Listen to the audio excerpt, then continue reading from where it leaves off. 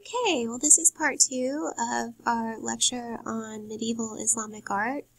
We're going to move from talking about mosque and look at a really beautiful medieval palace. This is called the Alhambra. It's located in Spain, and it really is a gorgeous structure. I've actually been to this place, and it's really spectacular. The Alhambra is an abbreviation in Arabic which translates into Red Fort. It was built by the Nasrid dynasty, N-A-S-R-I-D. And again, I don't think these are things that you'll be tested on the major AP exam, but I'm just simply trying to give you some contextual, historical information. And these were the last Muslims to rule in Spain.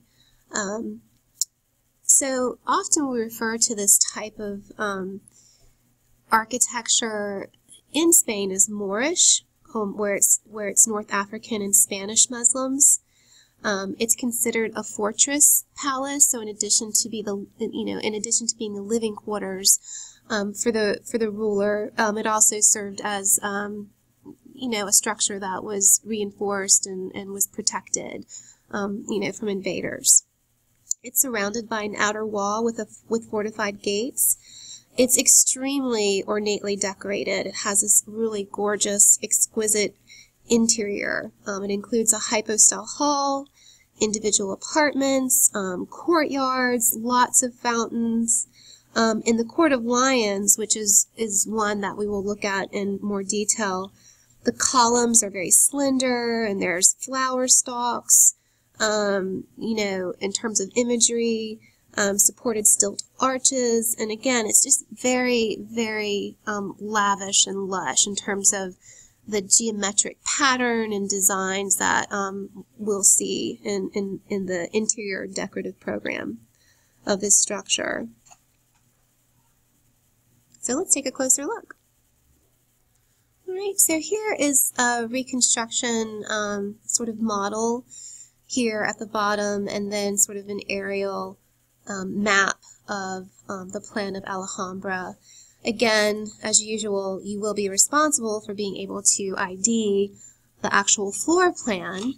This definitely is pretty distinct, and I don't think would be too hard for you to remember. The structure is 1,730 meters. 1 mile of walls and 30 towers of varying size enclosed this city within a city. So we do want to think of this as like a city, this little fortified city within a city. Access was restricted to 4 main gates. The Alhambra's nearly 26 acres included structures with 3 distinct purposes. 1, a residence for the ruler and close family. The citadel, Al-Khazaba barracks for the elite guard who were responsible for the safety of the complex, and an area called Medina, or city, near the Porta del Vino wine gate, where court officials lived and worked. The different parts of the complex are connected by paths, gardens, gates, but each part of the complex could be blocked in the event of a threat. So again, as beautiful as the interior of this palace was, it also functioned as a military structure, and could be easily guarded from invaders. The exquisitely detailed structures within this high ornate interior space and patios do contrast with the plain walls of the fortress exterior. So that is something that you will notice. So again, I'm going to go back to that first image. So you do, when you look at it from the exterior, it sort of has that sort of plain brick. Very similar to some of the early Christian churches. Remember I spoke about how the exteriors were very plain and the interiors were very lavish with lots of mosaic and use of lighting. And you could probably come to some sort of similar idea related to this palace, although, this is not a Christian structure, but the idea of this really plain exterior and this very lavish, luxurious, rich interior, which you will see in a little bit. So the Court of Lions is a specific part of the Alhambra that you will have to know. There is another image with a star that is on the actual AP, but I think this is a better image of the Court of Lions, mainly because you can actually see this exquisite fountain, with these little lions that are supporting it. The Alhambra's most celebrated structures are the three original royal palaces.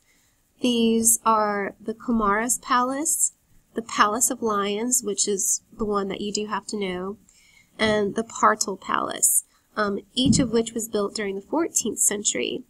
The Palace of Lions was a private retreat for the Sultan Muhammad V. The Court of Lions is divided into quadrants by cross-axial walkways, and so you get a glimpse of these right over here. Gardens, and it's also it's divided into gardens. The walkway carries channels that meet at a central marble fountain right here, held on the backs of 12 stone lions. Water animates the fountain, filling the courtyard with sound of this sort of life-giving abundance. So, fountains seem to be an important motif in Islamic architecture, both religious and secular. But imagine being in this courtyard and hearing the sound of the water, and then just being surrounded, by this beautiful inlaid work. And you'll see some other pictures of it. So this is the image that you're responsible for in terms of being able to ID. I think the AP College Board picked this one because you do get a sense of the fountain. I mean, unless you've seen the first one, it's hard to tell what it is, though. But you really do get a sense of this beautiful, intricate decoration in the courtyard. So, and then here are some other detail shots, just so you can get a better look at the fountain. So the fountain is surrounded by lions in the middle of the courtyard at the center of the Alhambra. This again shows you that the prohibition against images of living form is really only mainly applied to religious subjects. And again, that's something I really want you to remember. This was a secular palace. This wasn't a religious mosque, so animal forms and depictions of human forms were okay, and so that's why we do see these depictions of lions. The use of lions come from, do you remember what culture? Can you think? Mesopotamia, okay? Think about those composite creatures we studied, the Lamassu, who were part eagle, part lion and bull, and part man, and these Lamassu figures also appear in Islamic art. The lions are crudely carved, suggesting the infrequency with which such figures were executed, and the ensemble seems out of place. I'm not sure what that means. That was in my notes. I guess maybe they're talking about it might seem a little awkward in terms of the execution of the figures. The fountain has a poem carved in Arabic around the rim. So again, remember, text is really important in this beautiful calligraphy work. It describes how fierce the lions would be if they were not behaving themselves out of respect for the king. So again, this might be something that you could compare and contrast perhaps to, one of the ancient Near Eastern works of art that we looked at. And the use of lions and animal imagery, and as a symbol of power and authority. All right, so this is referred to as the Hall of Sisters. This is adjacent to the Court of Lions. The hall is called this because of the two big twin marble flagstones that are part of the floor.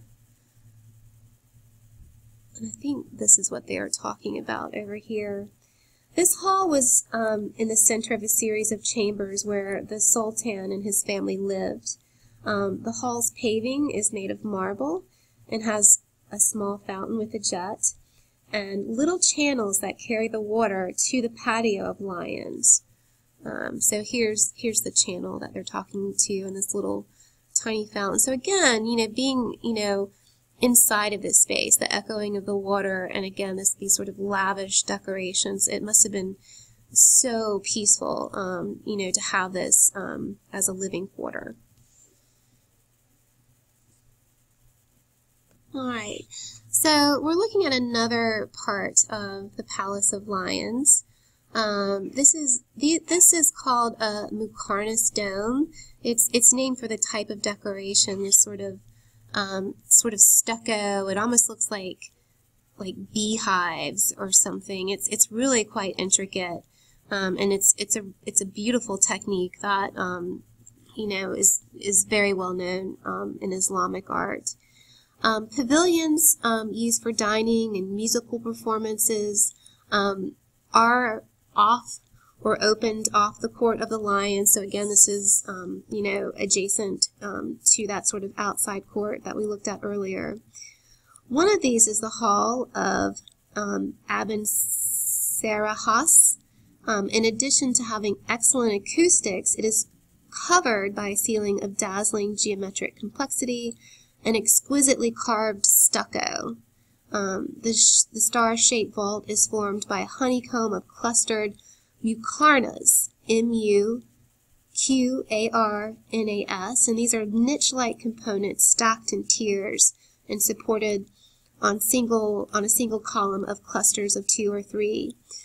It has arches that alternate with the corner squinches that also are filled with muqarnas. So I'm showing you this just because I wanted you to see this beautiful technique. I mean, can you imagine, carving all of this by hand?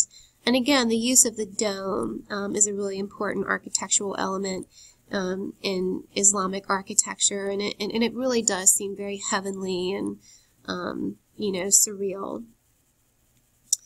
The square room rises to an 8-pointed star pierced by 16 windows that culminate in a burst of muqarnas floating high over our head, creating, again, this idea of a dematerialized architecture. So, again, this is very reminiscent of some of the Byzantine centrally planned churches that we looked at, with their use of mosaic and light, sort of dematerializing the space and making the structure seem very like it could float and very transparent. And so this use of the muqarnas and the effect of light has a similar outcome. And again, it's this very dematerialized architectural form that's perceived by the viewer, but ultimately very mysterious, like the heavens themselves. So again, this is very deliberate. They're trying to create an interior space that seems, non-secular, that it seems like it's from another world or you're entering another time and space.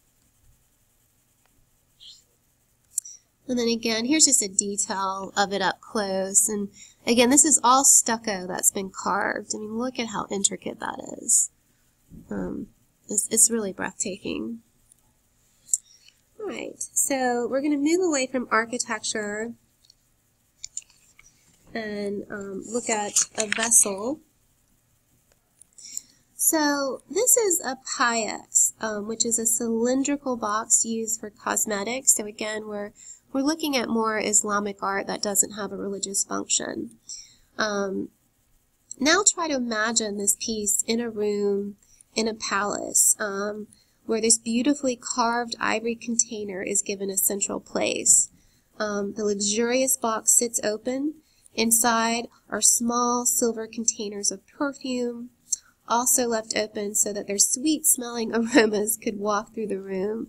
And so again, this is just to give you a sense of the sort of sensory experience of being in these palaces. Not only the architecture themselves, but the objects used in the decor were incredibly intricate. And again, this sort of sensory of hearing the fountains, visually looking at the geometric ornamentation, and then obviously this beautiful box in the center of a room and then having, these perfumed oils and the smell coming out. It just, again, must have been just a very magical experience to be inside this palace. Since the late part of the Roman Empire, carved ivory objects had been important elements of the artistic canon of Mediterranean art. Ivory was durable, smooth, elegant, and easily carved, making it highly desirable for the creation of diptychs, pyxes, that's plural for pyx, Pyxides,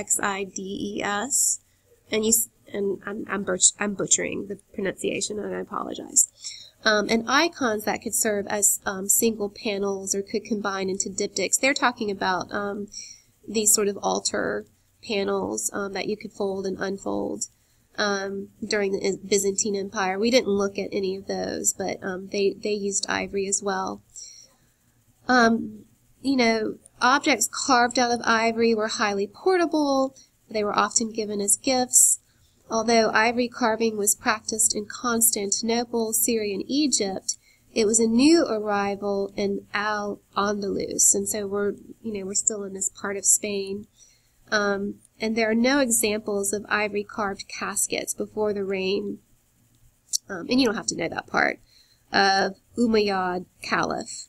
And again, that's just giving you some historical information. I don't think you'll need to know that, but you just need to know sort of the stylistic conventions of the piece, which we will talk about. So we're going to look at some detailed images so you can get a closer look again, because, it really is quite intricate, intricately carved. The pyx of Al-Mughara is decorated with 4 8-lobed medallions, which are surrounded by figures and animals that include falcons, wrestlers, griffins, peacocks, birds, goats, and animals to be hunted. All right, so here we're looking at this. So again, this is a secular object. It's not in a religious Islamic object. So it is okay for the depiction of animals and human forms. It's only with religious architecture and art that it was forbidden. Each medallion has what they refer to as princely iconography. This medallion that we're looking at in closer detail shows 2 men collecting eggs from the nest of falcons, a symbol of Umayyad legitimacy. So, and that is spelled Umayyyad, and that is the ruling dynasty during this period. In Al-Andalus, ivory objects, including objects such as the pyx, was bestowed upon members of the royal family, specifically sons, wives, and daughters, on important or memorable occasions such as a marriage, birth, or coming of age. Later, they were given as caliphal gifts to important allies, such as the Berbers, and these were meant to be sort of like, presenting a gift to have some sort of union with another territory or another force, to kind of get in good with your neighbors, who were the indigenous. So they were given to allies, these people that they wanted to make friends with and keep at bay, such as the Berbers, who were the indigenous peoples of North Africa, many of whom converted to Islam and who swore their allegiance to the Umayyad caliphs in Spain. So again, this was sort of a way to kind of coax these people into converting to the Islamic faith. This particular part of the pyx, the medallion centers around a lute player. Remember, a lute is sort of like a violin. We've seen that with Etruscan art. Remember the depictions in the tomb of Triclinium, where there's a lute player and there are people dancing and eating and during this religious funeral ceremony. The lute player is flanked by 2 figures, one of whom holds the braided specter and flask of the Umayyads. So again, these were sort of royal accoutrements. while the other holds a fan. Presumably the man with the specter and flask symbolized the Umayyad Caliph, and the figure with the fan, the Absids, Abbassids. So again, these were sort of like diplomatic relations, or trying to be diplomatic. The pyx is probably cut from the cross-section of an elephant tusk, and it was adorned in highly specific royal iconography. There are also traces of inlaid jade. Jade and other precious and semi-precious stones were used in the decoration of these boxes as well. Remember, Islamic art is not strictly aniconic equaling the absence of human figures. That's a good term for you to know, Aniconic, the absence of human figures. Human and animal figures played a vital part in iconography, but more with this sort of secular iconography. Another medallion shows lions attacking two bulls. As in Arabic poetry, these lions symbolize victory. In the case of the ruling dynasty, the Umayyads, Umayyads.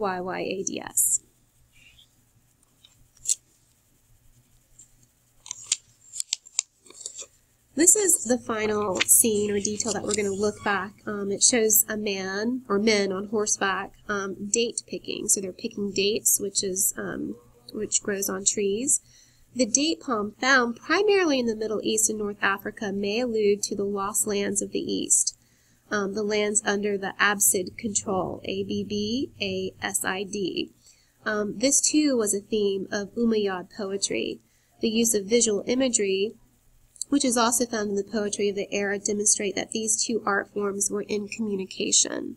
And that's something else to think about, not just the visual arts, but literary arts, and sometimes these different categories or fields in the relation of fine arts would reference each other, and we'll see more of that when we get into later periods in art history. Okay, I was joking. We have one more thing to look at. An Arabic inscription in Kufic script, and this is the type of writing that they use to write the Quran. It's referred to as Kufic, Kufic, runs along the base of the lid and reads, "God's blessings, favors, joys, beatitude to Al-Mughira, son of Commander of the Faith. May God have mercy upon him," in the year 357. Some inscriptions on other ivory carvings also mention the names of the workshop and the craftsmen who made these exceptional pieces. The iconography may have had further specific message to Al-Mughira. After the death of his brother, Al-Hakim II, Al-Mughira may have been a threat to Hisham II, who was executed along with his supporters.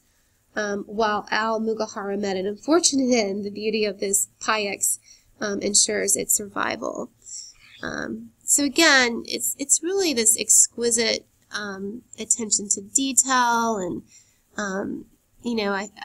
I definitely think this is something that you might have to compare and contrast again with some of the ancient Near Eastern works of art that we looked at earlier in the semester.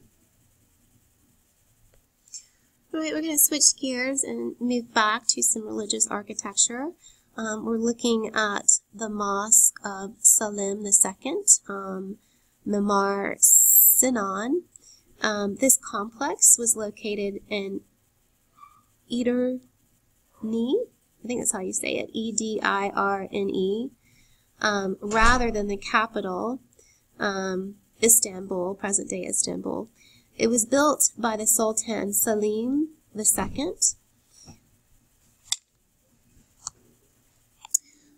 The city Edirne, and again, I know I'm not pronouncing that right, Edirne, was one of Salman II's favorite cities. He was stationed there as a prince when his father campaigned in Persia in 1548, and he enjoyed hunting on the outskirts of the city. The Selimiye, that's what it's referred to, Selimiye complex was built by the greatest of all Ottoman architects, Sinan. So this is a work that does have an artist attached to it. So make sure if you're asked to identify this that you know that he was an architect. Sinan, S-I-N-A-N. So his first name was Mamar Sinan, the Mosque of Selim II. Edirne was the first major city that Europeans traveling to the Ottoman Empire reached. The Ottoman Empire is an era that we're really not going to talk about. It comes after the Byzantine era, but they're not any works. But it's during the medieval period in Europe, and it's in that area where early Byzantine art was that we studied. So this was people traveling to the Ottoman Empire. This was the first city that they would reach. So building a large complex here offered the Sultan an opportunity to use the architecture to impress the Ottoman Empire's greatness upon visitors. So again, another example of a ruler showcasing, using architecture, using art to express his power and authority. In this case, not on his citizens, but upon people, foreigners visiting his city and trying to make a good impression. Again, another lovely floor plan for you to memorize. This one is nice because it actually is labeled, but keep in mind on the big AP test, this will not be labeled. And again, I'm not exactly sure how much detail they would expect you to know, but please take some time to study this. The complex is huge. It measures 190 by 130 meters, one or more than the length of, oops, that's the bell. Sorry about that. 2 football fields, and is composed of a mosque. So this is the mosque is in the center right here. And again, we see some of the typical features, the courtyard, the prayer hall of a mosque. 2 symmetrical square madaras, I think I'm saying that right, M-A-D, madrasas, M-A-D-R-A-S-A-S, one of which served as a college for studying the hadiths, H-A-D-I-T-H-S, or these sayings or tradition, these stories related to the Prophet Muhammad. There are a row of shops right over here. Those are called Arasta, A-R-A-S-T-A. So, again, here are the madrasa. And I guess these were sort of rooms that could serve as a college or some sort of place of study. The arastas, or the shops, along here. And a school for learning the recitation of the Quran, and that was located to the west and added during the reign of Sultan Murad III. He ruled following Selim II. And it was likely that Sinan, the architect, did plan these additions. So again, this is very, very complex floor plan. So here's a close-up of part of the facade. The mosque's nearly square prayer hall. So this, So this is the entryway to the prayer hall. Is approached through a portico, a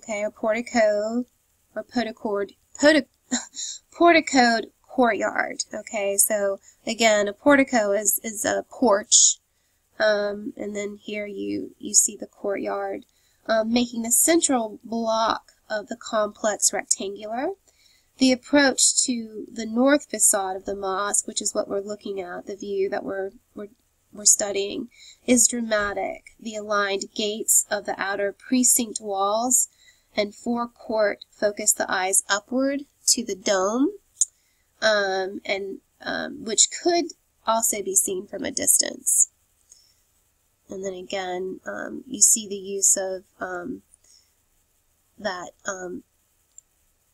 arch, not necessarily a pointed arch, that kiln arch in your diagram, and then we see just a regular arch. But again, you see that sort of brickwork, that, marble and red brick used in the mosque at the interior of the mosque in Cordoba, Spain, that we looked at earlier. So don't get them confused. So we're looking at the dome inside the structure again, another beautiful, exquisite dome. The ethereal dome seems weightless, again, as it floats above the prayer hall. All of the architectural features are subordinate to this grand dome. So again, the use of this patterning and this ornate decoration sort of tricks you into not really seeing the structure of the building, or trying to pick out what is supportive and what's holding things up. It's again, it sort of dematerializes the space and makes it seem very heavenly. The dome rests on 8 muqarnas, cord-belled squinches that are turned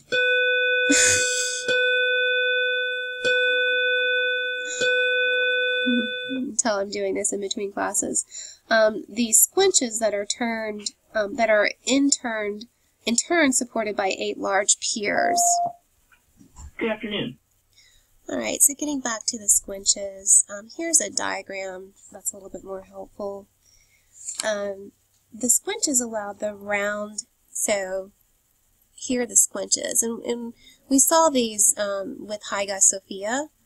They allow the round base of the dome to join the octagonal form by these piers. And so these are piers right here. These are like really large columns, but they're not columns, they're called piers.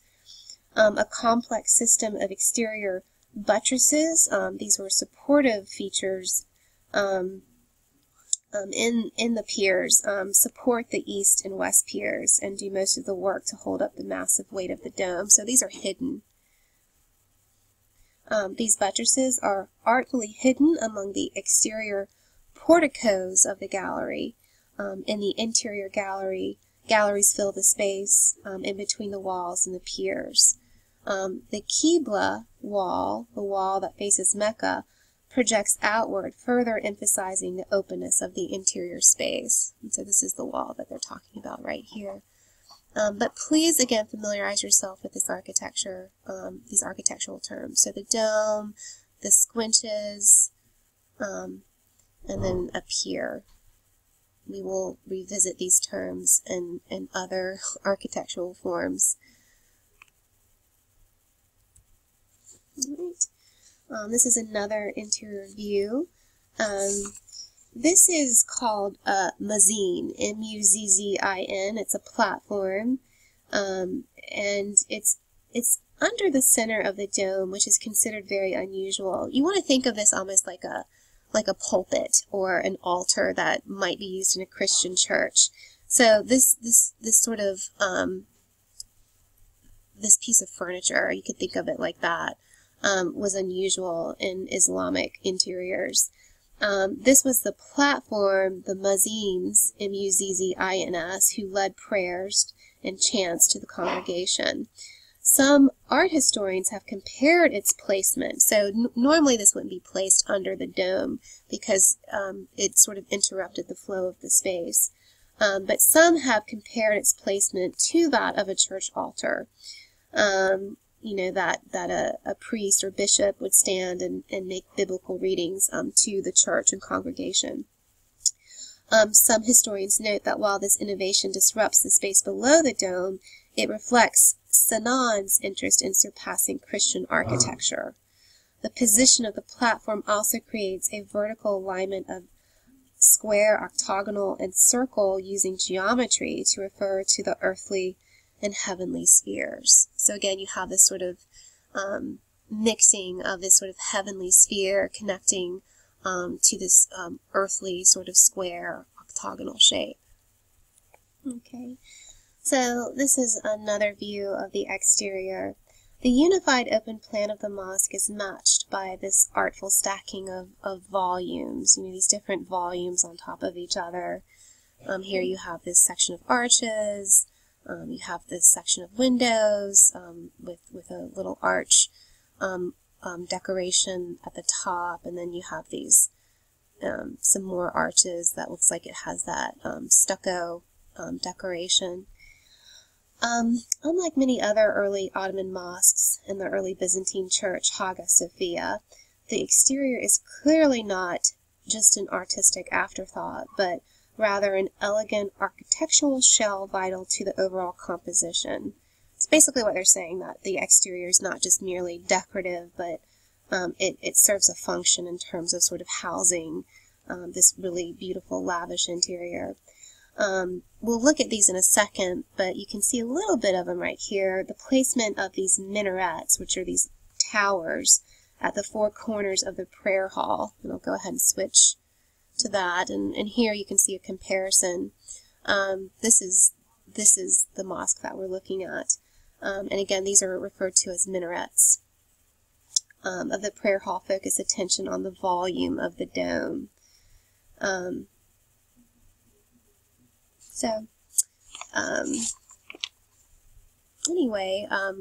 This is the Hagia Sophia. This is the early Byzantine Christian church that we studied earlier.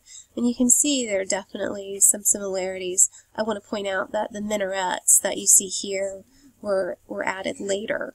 This wasn't part of the original Christian church. This was added later when it was converted to a mosque. But you definitely see the similar features of the dome. And again, this sort of stacking of different volumetric shapes to create the space and the structure. So getting back to Sinan's mosque, the dome's octagonal shape was probably influenced by the tomb.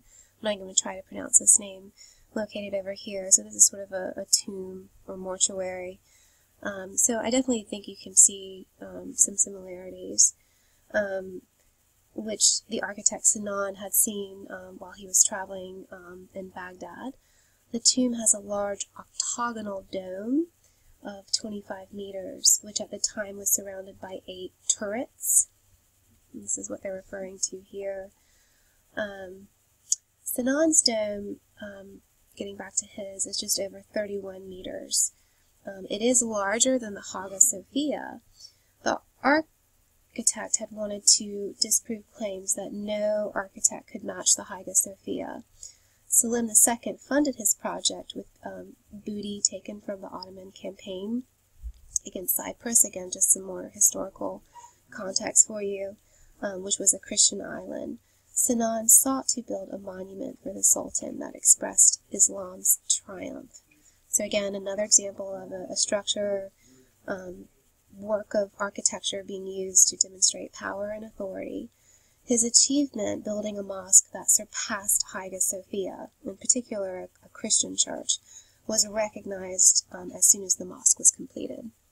So again, on your own time, I want you to sort of maybe compare and contrast the Mosque of Selim to Hagia Sophia. And again, this might pop up as an essay question on your test or a writing activity. Thanks for listening. I'll see you later.